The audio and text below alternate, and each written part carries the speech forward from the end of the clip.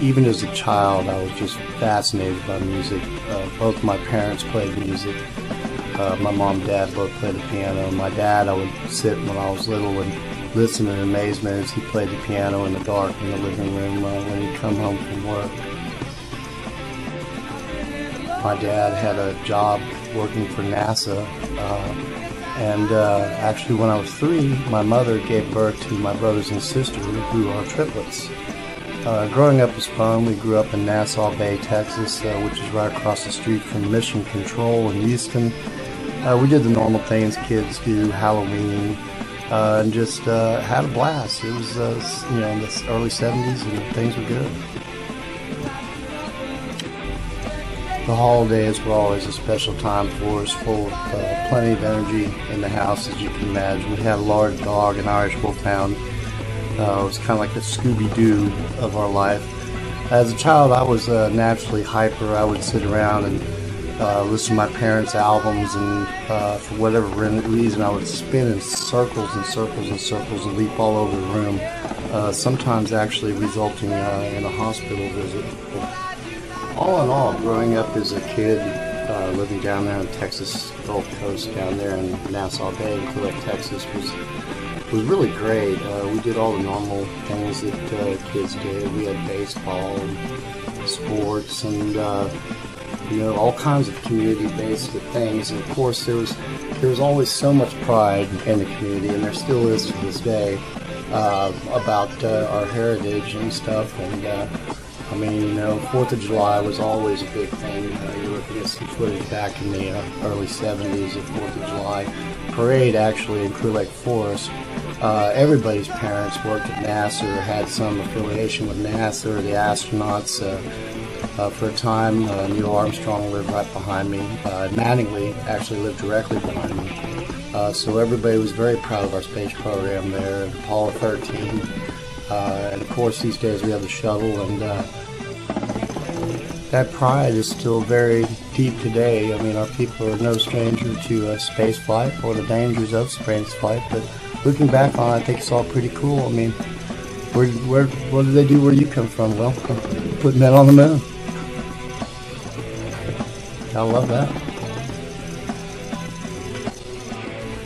Towards the end of junior high and high school, I was really getting into music, wanted to be in a band, and I met some older kids. John Candido used to wear a turban when he played bass, and myself, and through the smoky halls of Clear Lake High School back in the early 80s, we got together with another kid named Mark Key. We had a friend that was a local DJ in Dickinson on the radio that helped give us a push, and we formed our first band. And we had a gig at the Red Barn in Kemah, Texas. Don't look for it, it's no longer there. One thing about the area was it was partial to hurricanes and flooding. As kids, we used to play in the floodwaters, and after 2009, when the storm hit, I was pleasantly surprised to find both homes I grew up in still there. In 1983, during Hurricane Alicia, me, John Candido, and my buddy Jeff Ham were wading through water about knee-deep through this corridor right here, and we came around here to this door, and at this door frame, there used to be a big metal door. And we could hear all this, and the lights were out, flickering. And anyway, we started pulling on the door, and we were about knee-deep in water. And all of a sudden, the door came flying off the hinges, and behind this wall, out here where the water is, there's probably 2 stories of water stacked up on the apartments. And the water came flushing down this hallway, and then trying to suck us back out into the sea in the storm. It happened right here, 1983, Hurricane Alicia. I lived through Alicia too. Hey, you can't say that on YouTube. And this, I already know what this is. I need one of these. I don't have one. I don't know, what is it? What is it? Yeah. What does it mean? It's a spoon, Stimpy, and a spatula. What are you going to do with those? His eyes. Look at that. That's going on YouTube. That's going on YouTube, baby. YouTube, baby. I thought it was plastic. Hollow. I was about to say. I heard of an acoustical reverb going on in there. I was like, I'll just go do it real quick. I'm glad I didn't do it this side. Oh, yeah, that's just what I needed. Getting back to high school, there were several other little bands, but the major band that stuck was Spitfire. 4 guys, and we had some other friends in on it too. We basically set up and jam anywhere, anytime. We recorded tapes all the time, relentlessly, cassette after cassette after cassette. Basically, wherever we decided to set up and play, that's where we were going to do it. Whether it be a swimming pool, parking lot, or the music store, it didn't matter. Finally, I think the cops got sick of breaking us up at this place called The Rocks, and they gave us the Ed White Youth Center.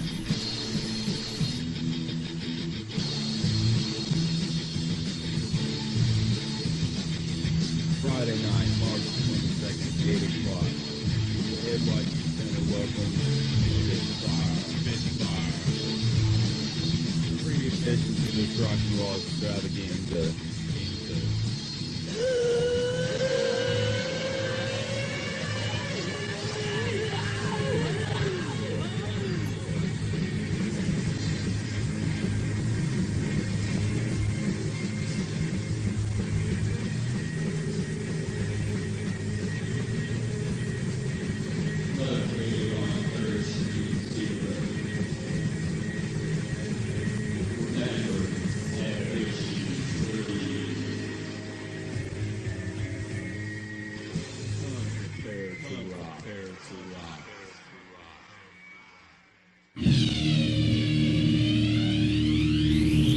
After that, again, there were several more bands at attempt, but everything kind of led to a darker image. And then I got together with some guys in college. There were 5 of us, and we talked about what if man keeps going the same direction? What if we keep on polluting the oceans and the atmosphere? And what if this happens? What about nuclear war? And what's this new thing called AIDS? And the band was full of visionaries who saw the darker side of, unfortunately, what's become most of our world today. We discussed things like global warming, talked about the bombing of Baghdad, which back then people said, y'all are crazy, Persia's our ally, why would the United States ever bomb Baghdad? We also spoke of things like children dying from ice, the smoke kind. People said, what are you guys talking about? We were talking about in the future, of course, there'd be some new drug called ice, which now is this. This band had the uncanny ability of predicting the future and just how awful our future could be. The words our singer came up with, Lee Baker, were just incredible. Just discussed all kinds of things, and people still ask me today about that record. How did we know? To tell you the truth, we really didn't. I'm sorry. At this time, I remember playing a lot of the larger clubs, and we were getting to open for some pretty big acts, and getting really noticed, mostly for our dark image at the time. But at this time, I thought to myself, wow, looks like I am headed somewhere. I'm not really sure where I'm going, but I'm going somewhere. Of course, I had no idea over the next 30 to 40 years all the adventures and things that were going to be facing me in the future. Looking back on it, I don't know where we came up with all the energy. I call it the fire, because we used to have a desire to play anywhere at any time.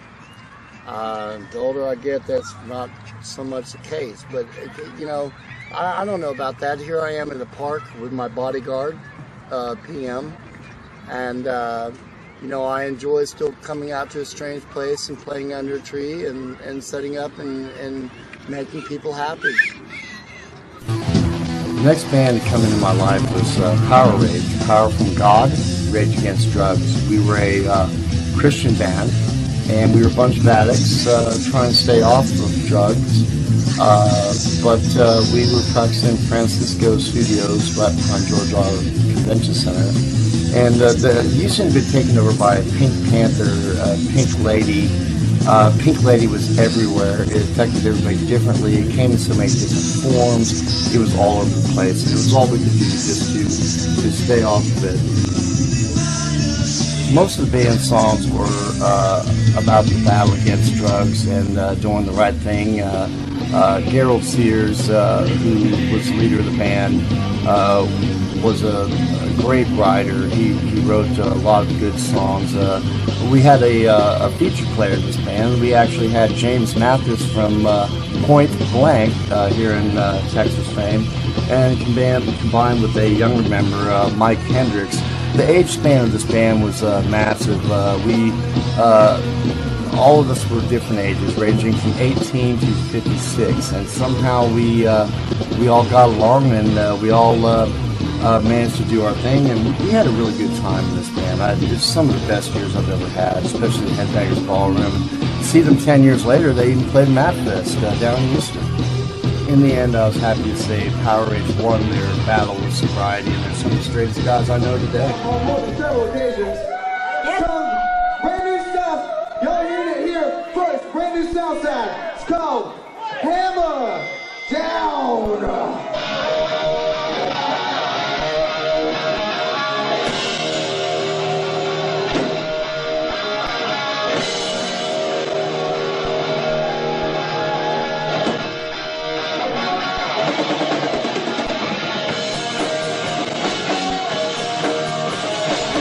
And through Power Rage and some other friends, I met this girl, and she was singing in a band, and I was playing in a different band, and lo and behold, we came together in the same band, and well, what do you do when that happens? What do you do when you're the drummer in the band, and you have a beautiful girl as the lead singer of the band? Well, of course you marry the girl.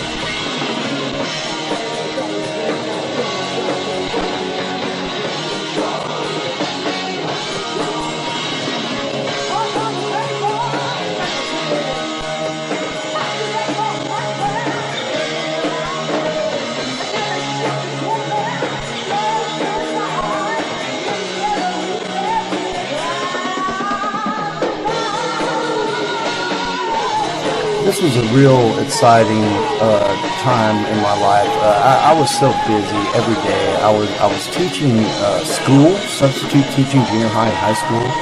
I had a house I was working on and building a jam hall. I mean, I just had a billion projects going on. I was teaching guitar, playing drums, teaching drums. You know, had a dog named TC, a pit bull. It's just a very, very exciting time. Weekends were full of parties at my place, barbecues and ribs, and plenty of hammering down and plenty of beer drinking in Alvin, Texas.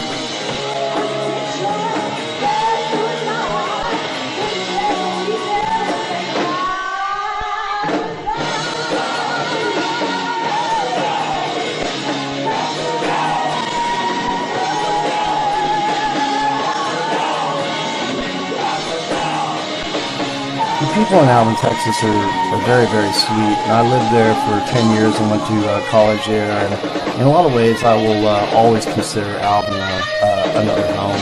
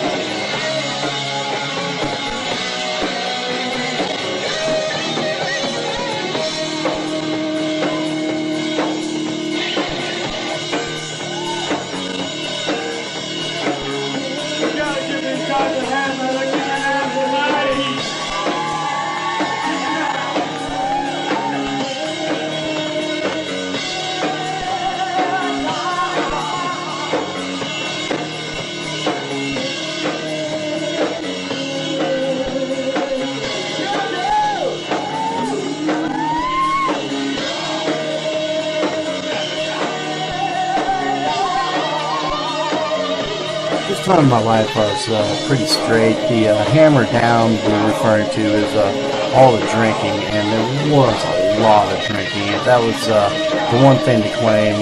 You'll see the Cuervo bottle sitting right there on the railing. This band knew how to drink, and we did that very well.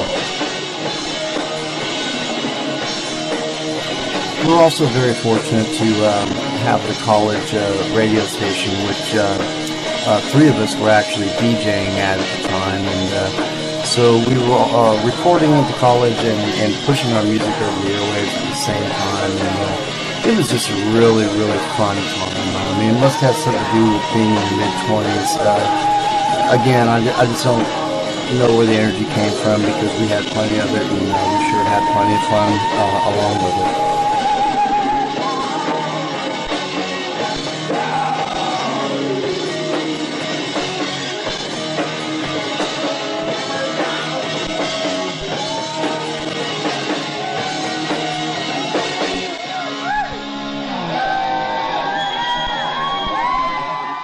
Like this. Here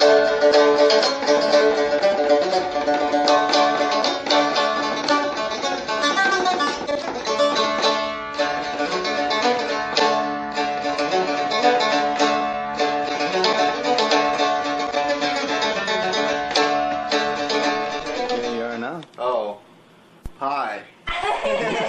And by the way, folks, all this soundproofing is in an apartment, so they're like nails all over the walls. Yeah, and plywood and molly bolts and carpet and really cat litter.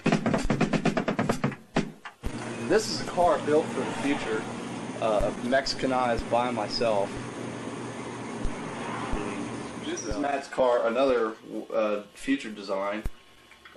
This is one I want to have in the year 2012 with fuzzy wheels, fuzzy green wheels. The freezer consists of flavor ice, you know, these little groovy things you get. Really good deal. And a couple stale front stickles that have been melted over that when I get real desperate I will eat. Right. How much would 10 tacos cost? The tacos is $6.36. $6? Yeah. We'll get, how many tacos? Do y'all want to eat a bunch of tacos? Is that what you wanted, sir? That's fine. Just get that. Okay. 10 tacos. Anything else? I thought about just taking a 20, rolling it up and smoking it. $50, Sam. Smoke it. And this is a stop and go. Here we are. This is some lady coming out of stop and go. They probably don't want to be filmed. This is probably illegal, but we don't give a shit. What the hell? Pop around. I don't see one. Let's film the nice lady. This is a nice lady inside. Can we film you? You okay? This is a nice lady in stop and go. She's our friend. She's cool. Is this illegal? You don't care, right? Great. $3.03. No, wait. Let me do it the American way. The next band I was in was Deadbolt. I followed an ad from a local Pasadena newspaper, a band looking for a drummer, and I came across William Scott and Donald Harrison.